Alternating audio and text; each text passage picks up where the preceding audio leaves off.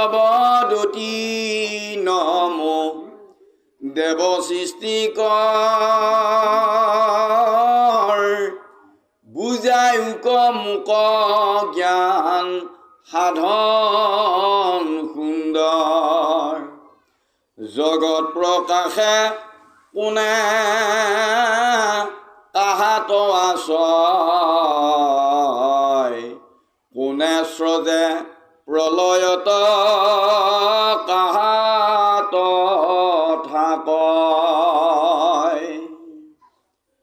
নাৰদ তপোধনৰ সেৱাত পিতৃ ব্ৰহ্মাদেৱ সন্তুষ্ট হোৱা কথাটো জানি তেওঁ জগতকে কৃপা কৰি পৰম মহন্ত্ৰ সদৃশ বিধতাৰ আগত নাৰদে এই বুলি কৈছে, নাৰদ পদতী নমো, হে দেৱ সৃষ্টিকৰ, মোক এই কথাটো আপুনি ভালদৰে বুজাই দিয়ক যে জ্ঞান সাধন বৰ সুন্দৰ। সাধন মানে আমি যি ইচ্ছা কৰোঁ সেই ইচ্ছাৰ ফল যেতিয়া পাম, অৰ্থাৎ আমি মনৰ কামনা সাধন হ'ল বুলি কওঁ। ইচ্ছাৰ ফল পোৱা কাৰ্যটোক সাধন বুলি কৈছে। আৰু জ্ঞান বুলি কৈছে আত্মস্বৰূপ সম্বন্ধে অৱগত হোৱা, অৰ্থাৎ আপুনি কোন, আমি নিজে কোন, এই কথাষাৰ যেতিয়া আমি ভাগৱত শ্ৰৱণ বা কীৰ্তনৰ যোগেৰে এই মহাজ্ঞান, যি জ্ঞান অৰ্জন হ'লে নিজক জানিব পাৰিম, আৰু তাৰপিছতেই জানি উঠি বিজ্ঞান, অৰ্থাৎ সমস্তকে মোৰ নিজৰ দৰে বা আমি নিজৰ দৰে ভাবিব পাৰিম, এইটো বিজ্ঞান বুলি কৈছে। সেইকাৰণে ভাগৱত এইখিনিতে কৈ যাওঁ, ভাগৱত মাত্ৰ 4 শ্লোক, জ্ঞান বিজ্ঞান তদং ৰহস্য, অৰ্থাৎ জ্ঞানে গুৰু, অৰ্থাৎ যি ভকত বা বৈষ্ণৱে নিজক মই কোন বা আমি নিজে কোন এই স্বৰূপটোৰ বিষয়ে জ্ঞাত, এইটো জ্ঞান। আৰু এইটো ব্যৱহাৰ কৰাটোক বিজ্ঞান, বিজ্ঞানে দেৱ। গতিকে সমস্তকে ঈশ্বৰ মানিব পৰাটোৱে হৈছে একমাত্ৰ বৈষ্ণৱ বা ভকতৰ ধৰ্ম। তাৰপিছত তদং অৰ্থাৎ সৎসংগ, আৰু এই কথাবিলাক ক'ত আহিব, ক'ত জানিম, আজিৰ দৰে সৎ বা সাধু মহন্ত্ৰ সদৃশ যেতিয়া সংগ অৱলম্বন কৰিম, তেতিয়া আমি তাত এই কথাবিলাক জানিব পাৰিম। তদং অৰ্থাৎ সৎসংগ বা নাম। আৰু তাৰপিছত আচল ৰহস্যটো আহিব, ৰহস্যই ভকত, তেতিয়া সেইজনহে প্ৰকৃততে ভকত হয়। আৰু ভকত, সেইজন ভকতৰে ভগৱন্তই কৈছে মই ভকতৰ দাগ হিচাপে পিছে পিছে ফুৰোঁ, তেওঁৰ কামনা পূৰণ কৰি। গতিকে এয়া হৈছে ভাগৱতৰ মূল তত্ত্ব। গতিকে ইয়াতে এতিয়া প্ৰথম শব্দটোৱে, তত্ত্বটোৱে নাৰদে পিতৃ ব্ৰহ্মাদেৱে কৈছে যে জ্ঞান সাধন বৰ সুন্দৰ, অৰ্থাৎ এইটো যে হ'লে নিজে কোন আমি যদি প্ৰত্যেকজনাই জানিব পাৰোঁ, তেনেহ'লে আমাৰ জীৱন সাৰ্থক হয়, ই বৰ সুন্দৰ। জগত প্ৰকাশে কোনে কাহাত আছয়, আৰু পিতৃদেৱ এই জগতখন যে কাৰ পৰা প্ৰকাশমান হৈছে, অৰ্থাৎ কাৰ পৰা স্ৰজন হৈছে, আৰু স্ৰজন হোৱাৰ পিছত কাৰ তাতনো আশ্ৰয় কৰি জগতখন আছে, কোনে স্ৰজে প্ৰলয় কাহাত থাকয়, আৰু এই স্ৰজোতাজন কোন, আৰু অৱশেষত প্ৰলয়ত কাৰ তাতনো লীন যায় বা কাৰ তাত থাকেগৈ। কাহাৰ অধীন স্বৰূপত কিবা হয়, ইষ বয় সংশয় মোৰ চেদিবে লাগয়, আচুক ইষব কথা আপোনাক কহ, কোন জ্ঞান দাতা গুৰু তজু পিতামহ। গতিকে এইখিনিতো মোৰ আগত কওকেই পিতৃদেৱ, কিন্তু এইবিলাকতো আছেই, কিন্তু তাৰ ভিতৰতো আপুনি এইটো কওক, আপুনিনো কোন, আপুনি কাৰ তাত আশ্ৰয় কৰি আছে, আপোনাৰ গুৰু কোন, আপোনাৰ পিতৃ কোন, এই বিষয়েও মোক কওক, এই বুলি নাৰদে পিতৃ ব্ৰহ্মাদেৱক সুধিছে। অকিবা তব শিৱ দেৱ অধীন কাৰ স্বৰূপত কিবা তুমি কহ কৰি সাৰ মোৰ মনে তোমাকে ঈশ্বৰ বুলি লয় তজু তপ দেখি তাতো সংশয় লাগয়ে। হে পিতৃদেৱ, তোমাৰ শিৱ দেৱতা কোন? তুমি প্ৰকৃততে কোন দেৱতাৰ অধীন? গতিকে নিজৰ ৰূপত তুমি কাকনো ঈশ্বৰ বুলি সাৰ কৰি আছা আৰু মোৰ মনে তোমাকে ঈশ্বৰ বুলি লয়। মই কিন্তু ইমান দিনে তোমাকেই জগতৰ ঈশ্বৰ বুলি ভাবি আহিছিলোঁ, কিন্তু তোমাৰ আজি এই তপ দেখি মোৰ মনত সংশয় উপজিল যে তুমিনো আকৌ কাক ধ্যান কৰি আছা। এতেকে তোমাতো কৰি আছে শ্ৰেষ্ঠ দেৱ তাতে সে ভকতি ভাৱে নিতে কৰা সেৱা মোৰ মহা সংশয় আছে দিও কৃপাময় যিমতে বুজিবু তেবে বুজাইবে লাগয়। আজি বুজি পালোঁ যে মোৰ ধাৰণা ভুল, কাৰণ মই ইমান দিনে তোমাকে গুৰু মানি আহিছিলোঁ, পিতৃ মানি আহিছিলোঁ, কিন্তু আজি বুজি পালোঁ তোমাৰ ওপৰত কোনোবা এজন আছে। গতিকে হে পিতৃদেৱ, মই কিদৰে আপুনি মোক বুজালে মই আপুনি আৰাধনা কৰা সেইজন পৰম পুৰুষৰ কথা বুজি পাম, আপুনি মোক ভালদৰে বুজাই দিয়ক। অনাৰদৰ বাণী শুনিয়ে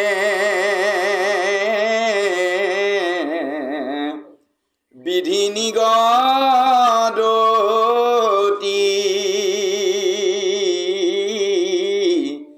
ধন্য ধন্য কৃপালুনা ৰদমহামতি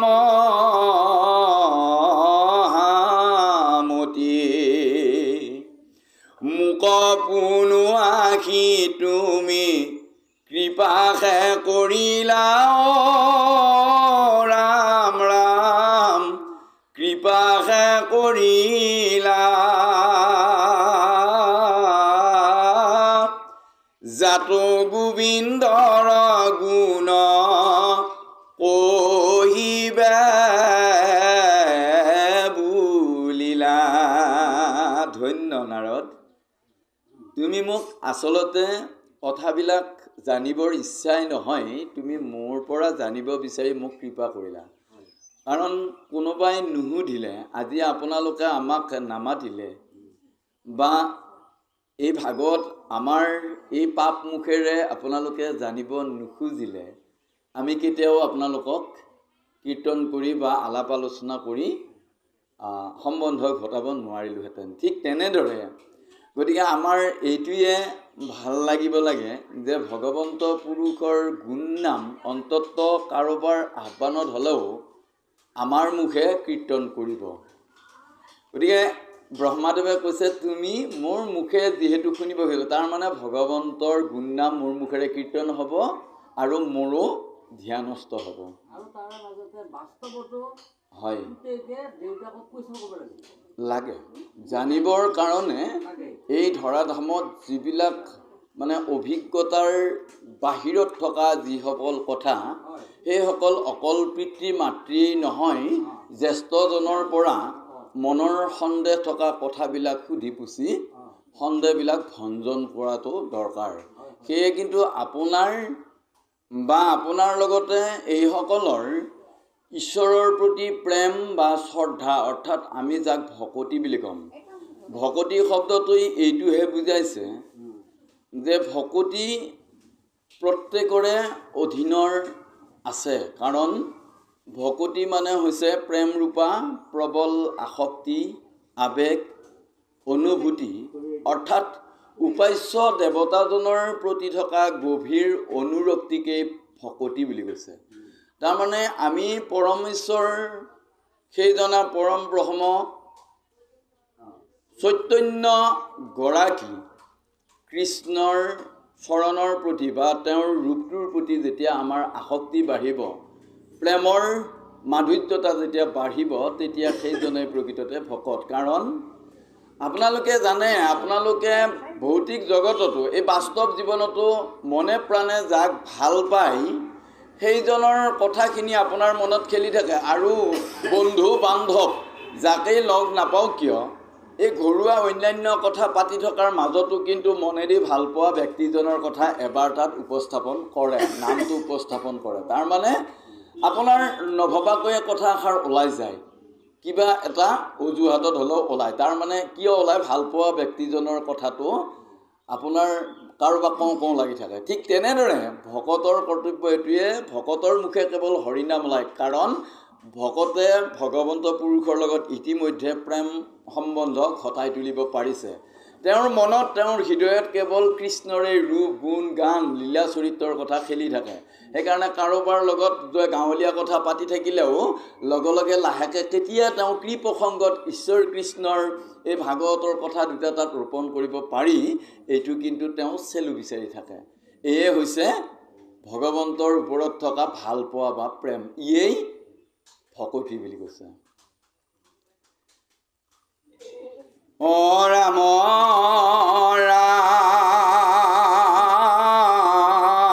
ৰাম মহাধৰ্ম কৃষ্ণ কথা শ্ৰৱণ কীৰ্তন এতেকে বৰ্ণাও শুনা ভূয়াৱে কমন ঈশ্বৰ বুলিয়া জীৱা মানাহা আমাক ইউ সাংগে মিছা নুহি ক ইয়ত যুৱাক। হে পুত্ৰ, তুমি মোক ইমান দিনে যি ঈশ্বৰ বুলি ভাবি আহিছা, মানি আহিছা, এইটো তোমাৰ ভুল হোৱা নাই। কাৰণ অজাতো ঈশ্বৰৰ কৰ্ম আমাত আছয় কৃষ্ণ সেৱাতে মোৰ ইটো মহোদয়। কাৰণ ভগৱন্ত পৰমেশ্বৰ পুৰুষৰ কৰ্মৰাজিৰ এটা ভাগ হ'লেও আমাৰ তাত অৰ্পণ কৰিছে। আমি তেওঁৰ এটা হ'লেও কাৰ্য কৰি আছোঁ। আৰু পৰমেশ্বৰ পুৰুষক ভাবোঁতে, বিভিন্ন ধাৰণাৰে তেওঁক ধ্যান কৰোঁতে তেওঁ সন্তুষ্ট হৈ আমাক তেওঁৰ এই ভাগী দায়িত্ব অৰ্পণ কৰিছে। গতিকে এইবাবে তুমি মোক ঈশ্বৰ বুলি ভাবোঁতেও তোমাৰ একো ভুল হোৱা নাই। কৃষ্ণ পাদ পদ্ম মই কৰিছোঁ আশ্ৰয় তাতে সে আমাত লোকে ঈশ্বৰ লয় মোৰ ইষ্ট দেৱ দেৱ দৈৱ কীৰ্তনয় কৃষ্ণ বিনে সেইব আন দেৱ নাহি কয় যাৰ প্ৰকাশিত ইটো সমস্তে জগত নিমিত্ৰ মাত্ৰকে মই কৰোঁ বেপত। মোৰ একমাত্ৰ ইষ্ট দেৱ, ইষ্ট মানে নিজৰ। গতিকে মোৰ নিজৰ পূজ্য দেৱতা গুৰু সেইজনা পৰম ব্ৰহ্ম দেৱদেৱ দৈৱকীৰ নন্দন কৃষ্ণ, তেওঁ বিনে মোৰ সেব্য দেৱতা আৰু ই জগতত কোনো নাই। গতিকে যিজনৰ প্ৰকাশত এই সমস্ত জগতখন প্ৰকাশমান হৈ আছে, গতিকে তেওঁৰ নিমিত্ৰ মাত্ৰ দায়িত্বহে আমি পালন কৰি স্বজন কাৰ্য সমাধা কৰোঁ।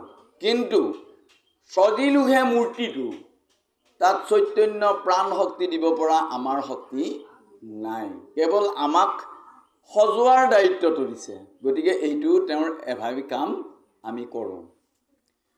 নমো নমো হেন ভগৱন্ত বাসুদেৱ,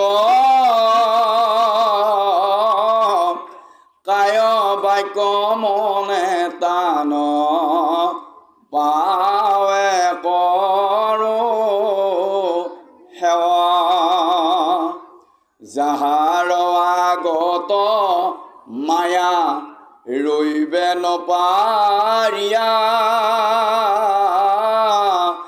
লাজে ভয়ে দূৰ হুয়া থাকে অন্তৰীয়া,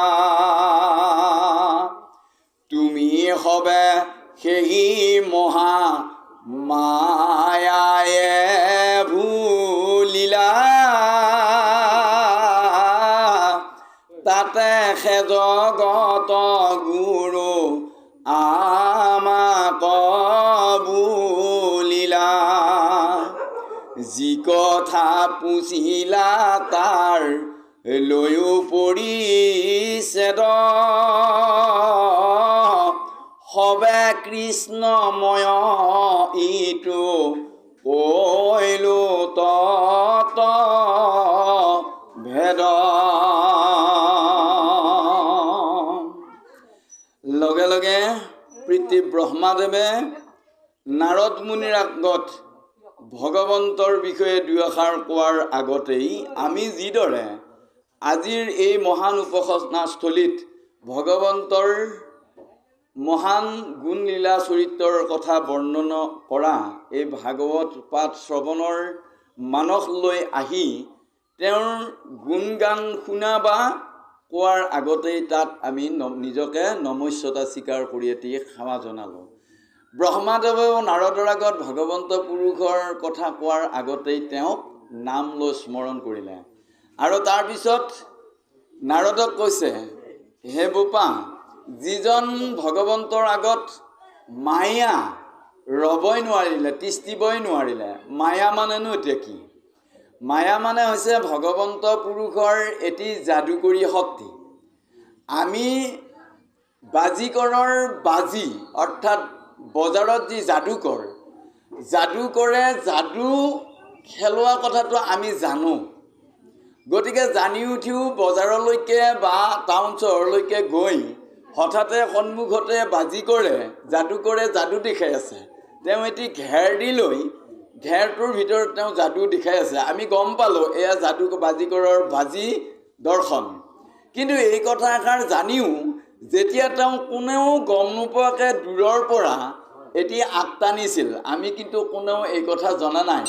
আমাৰ দৰে বজৰুৱাৰ বেশত, টাউনীয়াৰ বেশত তেওঁ বেগখন কান্ধত লৈ কিন্তু তেওঁ য'ত সুবিধাজনক ঠাইত যাদু দেখাব তাৰ পৰা বহু দূৰেৰে তেওঁ ইতিমধ্যেই মনে মনে মন্ত্ৰৰ দ্বাৰা এটি বেৰ দি থৈ দিছিল। যিটো বেৰৰ ভিতৰত খোজ দিয়াৰ মুহূৰ্তে আপোনাৰ নাচাওঁ বুলি ভাবি থকা মনটো ৰবাহে এবাৰ চাই যাওঁ কেনেনো যাদু, এই বুলি আপোনাৰ মনটো গুচি গ'ল। তাৰমানে যাদুকৰৰ ইমান যাদুৰ প্ৰভাৱ। আপুনি বহুত মানে জল্দা জল্দি যদিও আহিব লগা আছিল, কিন্তু খেৰৰ ভিতৰত সোমোৱাৰ লগে লগে আপুনি তিষ্ঠিব নোৱাৰিলে। আৰু ক্ৰমানে গৈ গৈ যেতিয়া দেখিলে বাজিকৰে মানে যাদু দেখুৱাই থকা, আপোনাৰ এনে এটা লাগিল যেন বৰ আচৰিত। গতিকে তাত আপুনি চাই থাকোঁতে এটা সময়ত আধা ঘণ্টা এঘণ্টা সময় আপোনাৰ সময় লোকচান হৈ গ'ল। আৰু অৱশেষত যেতিয়া যাদুৰ শেষত তেওঁ 100 টকীয়া 50 টকীয়া তাবিজটো এতিয়া বিচিব বিচাৰিলে, তেতিয়া আপোনাৰ চেতনা আহিল, এয়া আৰু তাৰপিছত লগে লগে আপুনি তাৰ পৰা হয় ল'লে, নহয় নলোৱাই হ'লেও গুচি আহিল। ঠিক তেনেদৰে এই যিটো আমি বাজিকৰৰ বাজি বুলি জানিও আমি এবাৰ চাবলৈ গ'লোঁ, ঠিক তেনেদৰে ভগৱন্ত পুৰুষৰ এই যিটো মায়াৰ সংসাৰ, মিছা ভাৰ্যা পুত্ৰ এয়া তাতকৰ খেৰি মৃত্যুকাল সময়ত সবে ৰৈব পৰি নাহিকে বিশ্বাস সবে সৰ্পৰ আলয় শিশবে দংখিলে হেনো মনে নজানয়। গতিকে এইবিলাক যে আমাৰ মায়াৰ কাৰণে মোৰ পুত্ৰ মোৰ পুত্ৰী মোৰ ভাৰ্যা, কিন্তু যিদিনা আপুনি কৰিব নোৱাৰা হৈ অচল হৈ বিচনাত লুটি খাই পৰি থাকিব, সিদিনা দুদিনমানৰ পিছত কিন্তু পুত্ৰক মাতিলেও যাব সময় নাই, পুত্ৰী মাতিলেও ভাৰ্যা মাতিলেও যাবৰ সময় নোহোৱা হৈ যাব। আপোনাক কথাই কথাই শব্দই শব্দই গালিহে ব্যৱহাৰ কৰিব। অৰ্থাৎ আজি যিটো নিজৰ নিজৰ বুলি ধৰি ভাবি আকৰ্ষিত হৈ আছোঁ, এদিনাখন কিন্তু সেয়ে আপোনাৰ টেঙা আমে টেঙাৰ দৰে তেতিয়া আপোনাৰ মনত আহিব, ইমান দিনে মই আজি এই দুখটো পাবৰ বাবেহে তহঁতক খুৱাই ধুৱাই ডাঙৰ দীঘল কৰিলোঁ, লালন পালন কৰিলোঁ। হাই, তেতিয়া ভগৱন্তক আপুনি কৃষ্ণ হোৱা ধাৰিতেই আপুনি স্মৰণ কৰিব, হয় প্ৰভু তোমাক নভজি, তোমাক পাহৰি মই